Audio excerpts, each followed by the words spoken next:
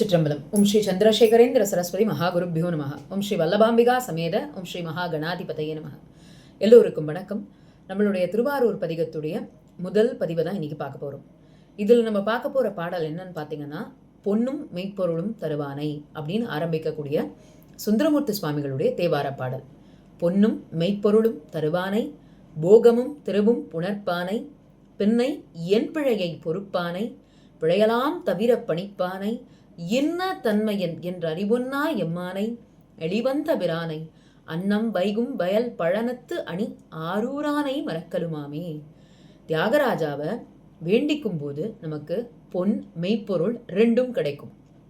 திருவாரூரில் இருக்க சுவாமியுடைய தனித்துவமான எத்தனையோ குணாதிசயங்கள்ல இதுவும் ஒன்று. தன்னுடைய அடியார்கள் என்ன கேட்டாலும் வாரி வாரி வழங்கக்கூடிய இறைவன். ஆனால் தான் தியாக ராஜன்னு பேர் பெற்றவன்.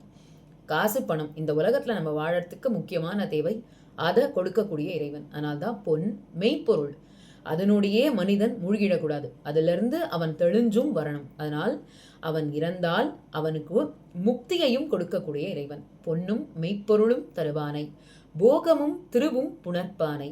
போகத்தையும் கொடுத்து அது மட்டும் நிந்திரக்கூடாது, அது மேல நீ முக்தி நிலையையும் அடையணும்னு திருன்னு சொல்லக்கூடிய அதையும் கொடுத்து, பின்னை என் பிழையை பொறுப்பானை. தப்பு பண்ணாத மனிதன் யாருமே இல்லை இல்லையா?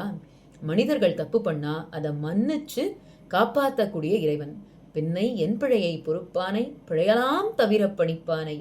அவன் நான் தவறே செய்யாத அளவுக்கு என்னை தடுத்து ஆளக்கூடிய இறைவன். பின்னை என் பிழையை பொறுப்பானை, பிழையலாம் தவிர பணிப்பானை, என்ன தன்மையன் என்ற அறிவொன்னா எம்மானை. அவன் இப்பேற்பட்டவன் தான் அப்படின்னு ஒரு வரையறையில நிறுத்தி சொல்லிட முடியாது. அதற்கெல்லாம் அப்பாற்பட்டவன், எளிவந்த பிரானை, எனக்கு சுலபத்துல வந்தவன். நான் இருந்த இடத்துல உட்கார்ந்துன்னு தியாகராஜான் மனசை விட்டு கூப்பிடும் பொழுது எனக்கு எளியாய் வந்தவன். அன்னம் வைகும் வயல் பழனத்து அணி ஆரூரானை மறக்கலுமாமே.